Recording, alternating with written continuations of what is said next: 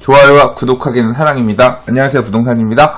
4월 17일 부동산 뉴스 읽어보도록 하겠습니다. 자, 첫 번째 기사입니다. 아파트 단지 택배 분쟁 실버 택배로 해결한다. 얼마 전에 굉장히 전국적으로 이슈가 됐던 얘기지요. 다산 신도시에서 택배 관련해서 보배드림이라고 하는 커뮤니티에 게시글이 올라오면서 막 많이 기사화되면서 시끌시끌했던 내용인데, 이 택배 차가 보통 이 차고가 높잖아요. 근데 요새는 아파트 지을 때 지상에 이제 차들이 안 다니고 보통 이제 딱 아파트 안에 들어와서 지하 주차장으로 들어가서 이제 지하 주차장을 통해서 차들이 다니고, 지상에는 차 없는 공간, 뭐 이런 식으로 아파트들을 많이 짓는데, 이제 아파트 택배 차들이 이제 이런 부분이 이 층고가 높다 보니까 지하 주차장 들어가는 이 높이가 안 맞아가지고 저상 차량이 아니면 지하 주차장으로 못 가니까 그냥 아파트 동 입구로 바로 지상으로 이렇게 다니면서 지상으로 차량이 다니는 곳에 대해서 입주민들이 불만을 제기했고, 그렇게 하지 말게끔 어떻게 대응하라는 뭐 어떤 그런 문서들이 나오면서 사실 이제 굉장히 갈등이 촉발되면서 전국적인 이슈가 되어 버렸는데요. 그래서 뭐 아파트까지는 차로 오고, 그 다음에는 기사님들이 뭐 택배 보내시는 분들이 캐리어로 일일이 갖고 다니면서 집으로 배달해라, 그럴 수 있다 없다. 그래서 굉장히 많은 분들이 이 이슈에 대해서 관심을 가졌던 걸로 기억합니다. 근데 보니까 국토부가 이 문제에 적극적으로 개입을 했나봐요.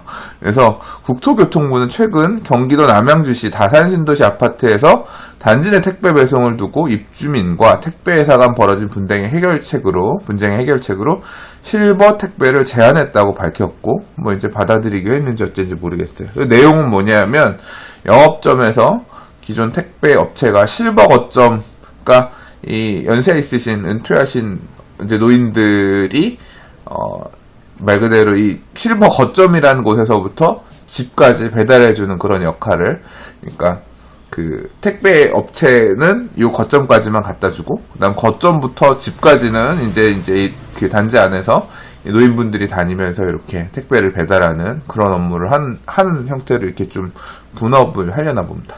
지금 현재에도 이 전국의 88개 단지에서 2066명의 실버 택배 요원이 활동하고 계시다고 하고, 뭐 이런 업무를 하시게 되면 어르신들 같은 경우에 뭐 한 달에 50만 원 정도? 그 정도 이제 뭐 월급처럼 이런 걸 받으시나 봐요. 그래서 뭐 기사에서 보면 그래요. 이 비용 중에 일부는 또 정부에서 보조해주는 게 있나 봐요. 그래서 그 부분에 대해서도 사실 지금 이 기사에서는 없지만 다른 언론사 기사에서는 이제 그런 부분을 얘기하기도 있고요.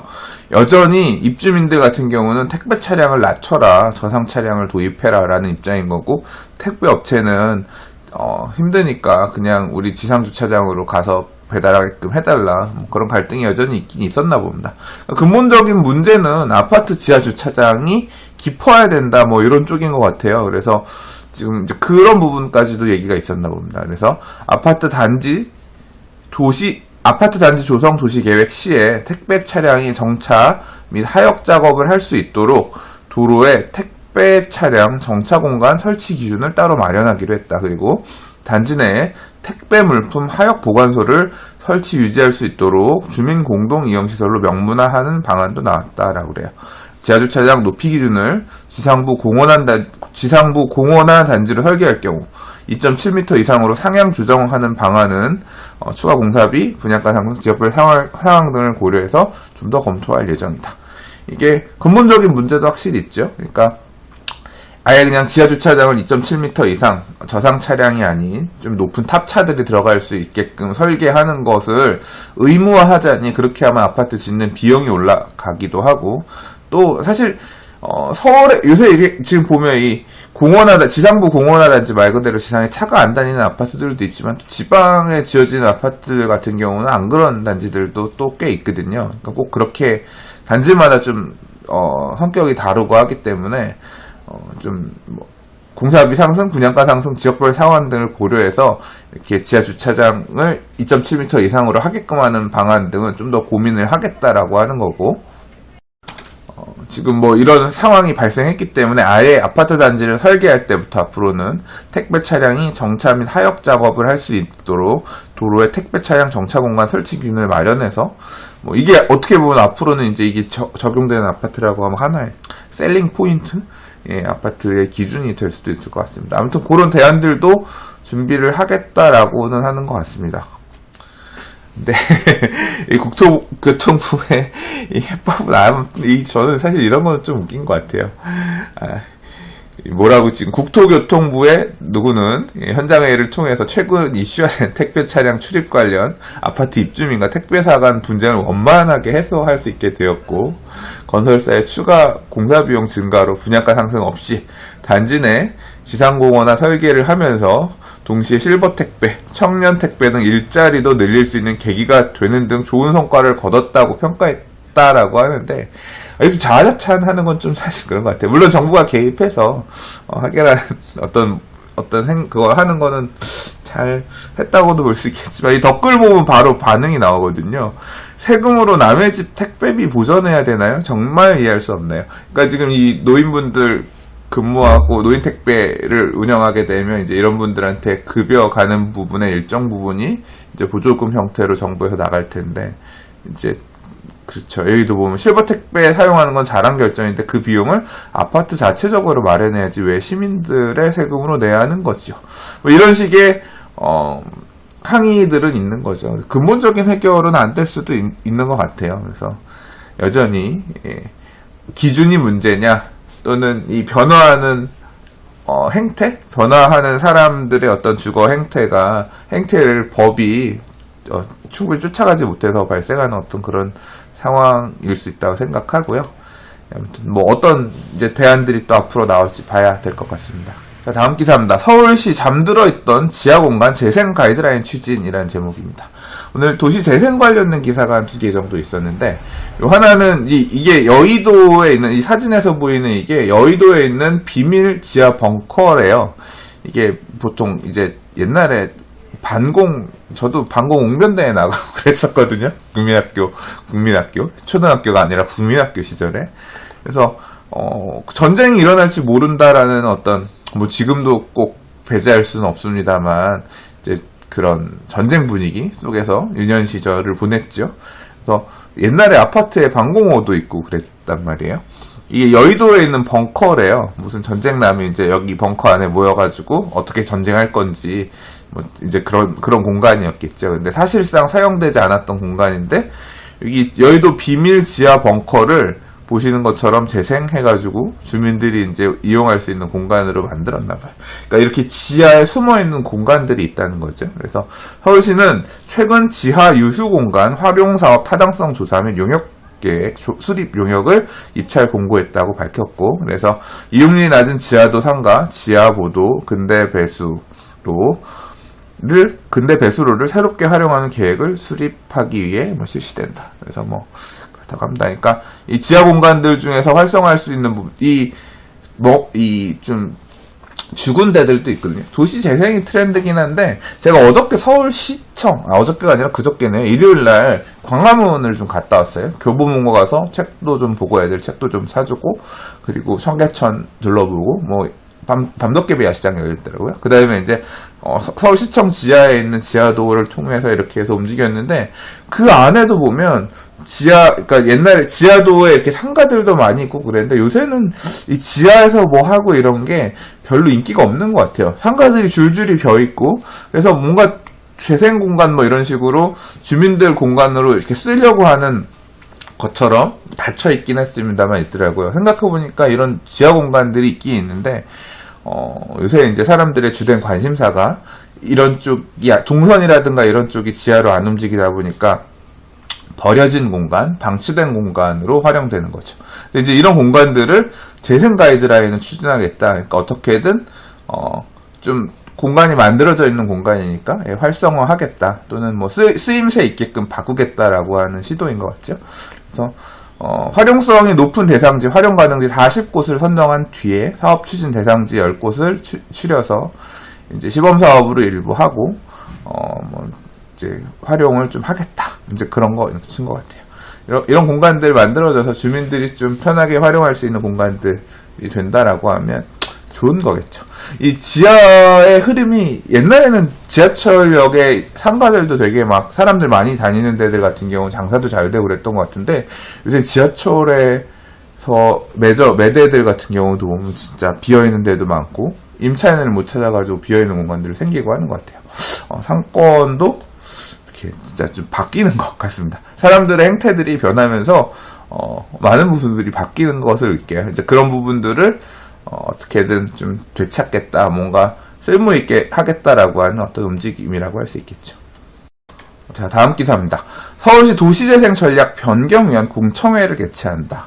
이거 내일, 그러니까 2018년 4월 18일 날 한대요. 2025 서울시 도시재생 전략계획 변경안 주민공청회. 그래서 내일 2시에서 5시까지 한다고 했는데, 시간 되면 잠깐 가서 다는 못 보더라도 저도 조금 뭐 자료들 만약에 배부한다라고 하면 자료 좀 일부 받고 좀 참석해서 얘기를 듣고 싶은 마음은 있는데요. 이제 대체 뭘 변경하겠다는 거냐, 이게 사실 좀 궁금했는데, 보니까 일단 이번 변경안의 핵심은 서울시 도시재생 기본 방침이고 시의 7년간 도시재생 경험과 정책 및 제도 변화를 반영해 도시재생 미래의 추진 방향이 제시됐다. 우리나라 말인데 뭔 소린지 하나도 모르겠죠. 아무튼 우리 이랬어요. 딱 그 소리인 것 같아요.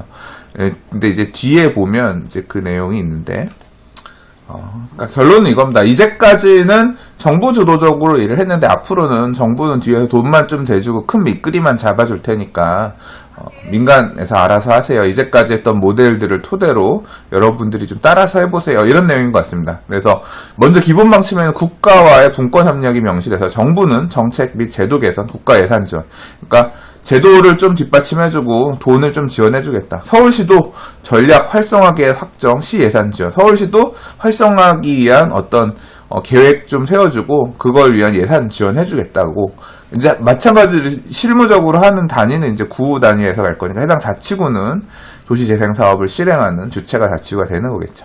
그래서 되는데.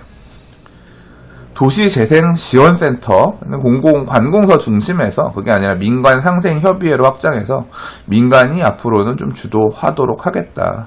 공공사업이 마중물이 되고 공공사업으로 일단 좀 뚜껑 열어주면 주민들이 마을협동조합이나 지역재생기업들을 통해서 해나가라. 이제 주민들이 알아서 좀 하세요. 이제 그런 거죠. 이러하는 과정에서는 이 2030 서울권 계획을 반영해서 여기 이제 이게 2030 서울 생활권 계획 자체가 일종의 그 지역의 로드맵 같은 거잖아요. 개발 로드맵, 발전 방향 로드맵 같은 거니까 이제 이걸 토대로 해서 하라, 그런 의미인 것 같은데 주민들이 얼마나 호응해서, 지금도 사실 굉장히 낯설고 뭔 소린지 모르겠고 7년 동안 뭔가 했다고 하는데 대체 뭘 했느냐, 이런 비판이 있는 상황인데, 이제 이 상황에서 이렇게 민간에게 손을 놓는다고 하면 또 모르죠. 민간이 어떤 진짜 주체가 돼서 가면 더 활성화될 수도 있고, 공공이 이제까지 주도했던 것보다 더 창의적인 뭔가 좀 아이템들이 만들어지면서 될 수도 있기는 하겠죠. 뭐 그것을 미리 재단할 필요는 없을 것 같고, 아무튼 그런 변화를 앞으로 꾀하겠다라고 합니다. 정부나 서울시나 이런 쪽들은 좀 뒤로 행정적인 부분이나 재정적인 부분에 대한 서포트 정도로 가고, 앞으로의 이제 개별 사업에 대한 키플레이어는 민간으로 좀 넘기는 형태로 전략을 계획하겠다는 게 큰 흐름인 것 같습니다. 뭐 그 정도만 알고 넘어가면 될 것 같아요. 내일 만약에 제가 가서 자료라든가 이런 거 받게 되면 그 얘기는 나중에 또, 만약에 가면, 사실 제가 내일 오후에 저녁에 강의가 있어서 강남에 가야 되거든요. 그래서 시간이 될지 안 될지 모르겠는데 아무튼 되면 가서 보고 추후에 다시 언급해 보도록 하겠습니다. 자, 다음 기사입니다. 정비구역 해제된 사직 2구역 도시재생 난항이라는 머니투데이 기사인데요. 제가 이 사직 2구역 관련해서는 기사가 보일 때마다 읽고 있어요. 읽고 있는 이유가 뭐냐면 되게 사실 결과가 궁금한 사업장이거든요. 이게 사직 2구역이 도시환경 정비 사업, 이 경희궁자이 바로 옆이에요. 경희궁자이 북쪽에서 옆에 위치하고 있고, 입지로 되게 좋은 위치이긴 한데 시공사까지 정해놓고 사업이 거의 다 갔다가 갑자기 이제 서울시에서 역사 무슨 뭐라 그러더라?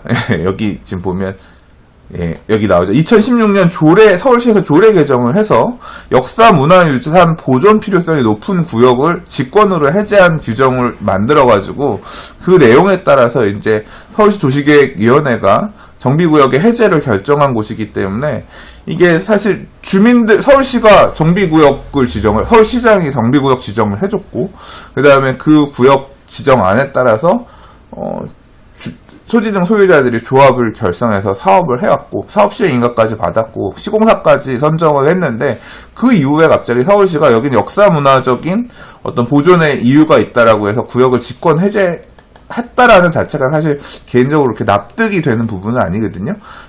당연히 이제 해제를 결정하고 나니까 이 지역 주민들, 사업 추진 주체들 같은 경우는 받아들일 수 없다라고 해서 소송을 냈고요. 지금 기사에서 보면 그래요. 작년 2017년 12월에 서울행정법원에서 사직 제2구역 도시환경조합이 서울시 종로구를 상대로 제기한 정비구역 해제 고시 무효 확인 청구소에서 정비구역 해제를 취소하라고 판결했다. 서울시 네가 정비구역 해제한 이거는 말이 안 된다. 해제해라. 그래서 이제 다시 서울시는 당연히 항소를 했고, 아직 지금 더 가기는 해야 될 것 같은데, 재판부는 이랬다 그래요.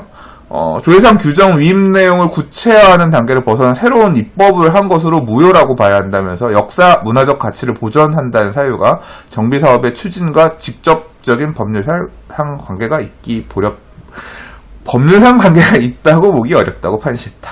아무튼 조례로서 이렇게 사업 추진된 내용들을 무시하는 거는 안 된다. 뭐 이런 식으로 판단한 것 같아요. 그리고 뭐 역사 문화적으로 보호할 가치가 있다고 하더라도 정비 사업을 하면서도 또 뭐 보호할 만한 것들은 보호할 수도 있는 거 아니야. 그런 의미가 아닐까 싶어요. 그래서 아무튼 지금 이 소송이 계속 이렇게 진행되어 있는 과정에 사업이 가지도 못하고 멈춰서 있지도 못하고 그런 상황인 거죠. 이 도시재생 난항이라고 글씨 제목이 나온 이유는 뭐냐면, 이 구역을 해제하고 서울시는 여기에다가 이제 이 재개발 사업이 가다가 이렇게 해제가 되면 주거환경관리사업이라 그래서 원래 도시정비법에 있던 방식입니다. 그러니까 이렇게 해제된 지역을 어떻게 관리할 거냐, 이제 그런 사업, 주거지환경관리사업, 주거환경관리 계획을 이제 수립해가지고 관리를 하려고 했는데, 일단 구역 해제를 취소하라고 판결했기 때문에 그것도 못하는 거예요. 그러니까 좀 붕 떠 있는 상황이 되는 거죠. 그래서 후속 계획도 못하고 있다라고 하는 거고, 따라서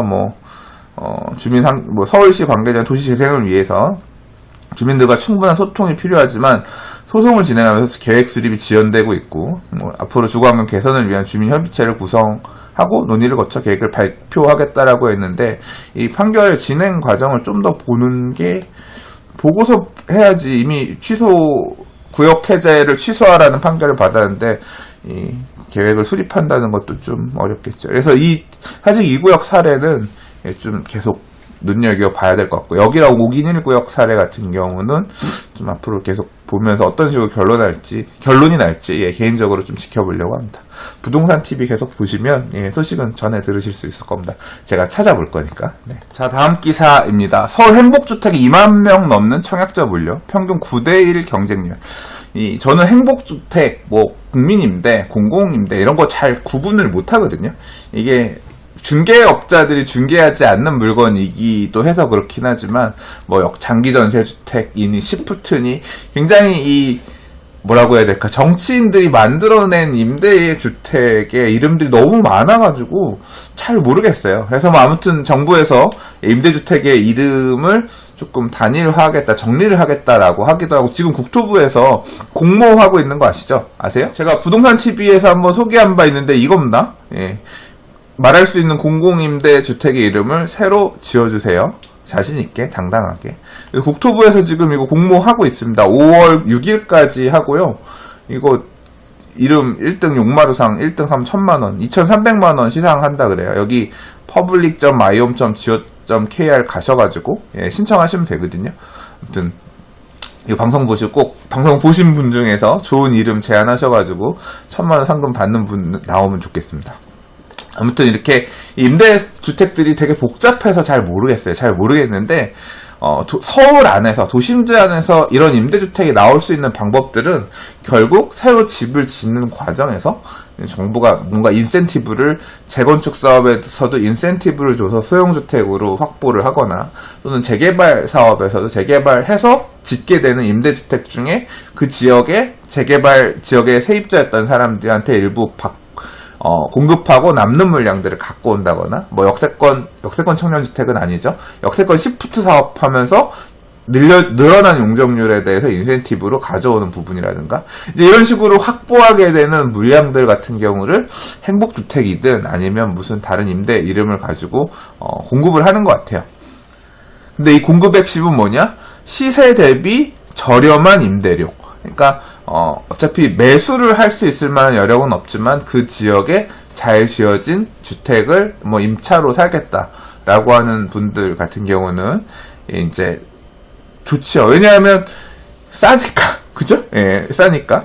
그래서 지금 경쟁률들이 이런 임대주택, 행복주택이라고 지금 해서 요번에 공급하는 임대주택 공급에 2만 명이 넘는 청약자가 몰려 평균 9대1 경쟁률이 나왔고, 인기 있는 단지 같은 경우는 196.9대1의 경쟁률, 14가구 공급에 2,757명이 접수했다고 합니다.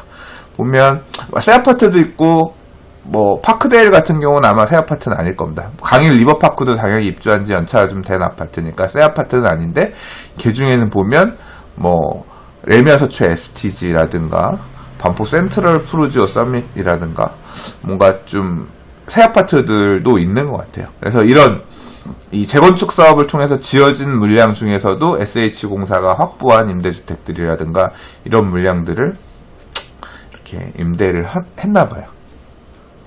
임대를 하는데 사람들이 굉장히 많이 청약을 해서 간다. 이 행복주택은 해당 아파트가 건설된 구에 현재 거주한 사람들에게 입주 우선권을 주다 보니, 그러니까 그 구별로 선정 우선순위가 있나 봐요. 강남권 행복주택은 해당 지역에 오래 산 계층만 당첨될 확률이 높다. 결국 중산층 세입자에게 월 임대료 할인 혜택만 주는 결과를 낳을 수 있다고 지적했다고 하는데, 원래 취지가 그거 아닌가요? 좀 더 저렴한 가격으로, 뭐 인근 그 구에 살던 사람들이 멀리 이사 안 가고 좀 더 저렴한 금액으로 오래 살 수 있다라고 하면 좋은 거 아닌가? 이게 뭐 그렇게 나쁜 건 아닌 것 같아요, 개인적으로는. 자, 오늘 준비한 마지막 뉴스입니다. 서울 갭 투자 2억 3천만 원이 필요하다. 7년 동안, 지난 7년 기준으로 놓고 봤을 때 최고 높다. 작년보다 1억이 늘었다. 이 매매가랑 전세가랑 차이가 작년보다 1억 원 갭이 더 벌어졌다, 이제 그런 얘기겠네요. 전세가는 좀 빠지고 매매가는 올랐을 수도 있고, 매매가는 왕창 오르고 전세가는 조금 올랐을 수도 있고, 그러면서 이 갭이 늘어났다는 얘기인 것 같은데요. 서초구 같은 경우는 5억 4,450만 원이 있어야 전세 끼고 집을 사놓는 형태의 투자를 할 수가 있다. 이 갭 투자라는 말 자체가 생긴 게 2014년, 13년, 14년 이후로 저는 생각이 되는데, 아무튼 요새 이제 언론에서도 갭 투자라는 말을 공공연하게 쓸 정도로 이제 만연한, 익숙한 그런 단어가 되어버렸습니다. 자, 이렇게 아파트 매매가랑 전세가랑 갭이 벌어져 있기 때문에 추가적으로 많은 돈을 갖다 넣어야 되니까 투자할 만한 그런 여력들이 없고, 상대적으로 그래서 좀 앞으로 갭 투자가 더 하기는 힘든 상황이 될 거다. 높아진 진입 장벽 때문에 2016년 이후 활발했던 갭 투자가 위축될 것이라는 전망이 나온다. 좀 일단 심리 자체는 지금 전체적으로 많이 축소되고 있는 그런 분위기이긴 하지요. 대출 규제를 하고, 그러니까 대출을 많이 안 내고 부동산 시장에 들어갈 수 있는 어떤 자금수를 꽉꽉 조이면서 유동성을 축소하고 있는 상황이기 때문에 부동산 시장의 수요를 위축하는 데는 분명히 효과가 있을 거라고 개인적으로 생각하거든요. 아무튼 뭐 갭 투자하기도 좋은 환경이 아니다, 이제 그런 내용으로 요약되는 기사라고 할 수 있는데요. 이 그래프를 가지고 부동산 스터디 카페에 이제 카톡방 회원분들이 얘기하는 것을 좀 옆에서 봤는데, 뭐 다들 뭐라고 말씀하시냐면 2005년에 갭 투자를 했어야 되는 시점이다. 보면 쭉쭉쭉 이 2011년에는 벌어져 있다가 13년 줄어들었다가 가장 줄어든 시점이 2015년이잖아요. 그래서 2015년이 갭이 가장 적었던 시점이고 다시 벌어졌기 때문에 2015년이 갭 투자하기에는 최적이었던 시점이구나 뭐 이제 그런 얘기가 있더라고요. 자, 시장은 돌고 부동산 경기가 다시 위축되고 매매가가 약세로 돌아서고 전세가가 다시 올라가는 그런 시점이 오면 다시 2015년처럼 가격 갭이 줄어드는 만나는 시절이 오겠지요. 옵니다. 부동산 시장 돌고요. 항상 기회는 없을 것 같지만 기회는 옵니다. 너무 마음 조급하게 먹지 마시고 그렇게 기회를 준비하는 부동산TV 구독자 여러분들이 되셨으면 좋겠습니다. 자, 오늘 준비한 뉴스는 여기까지입니다. 오늘도 봐주셔서 감사합니다. 내일은 아마 제가 뉴스 녹화를 못할 것 같고요. 대신 오늘 녹화하고 온 부동산 별별 수다 아마 올려드릴 것 같습니다. 그리고 목요일날 다른 뉴스로 인사드리도록 할게요. 오늘도 봐주셔서 감사합니다. 좋아요와 구독하기는 사랑입니다. 감사합니다. 부동산이었습니다.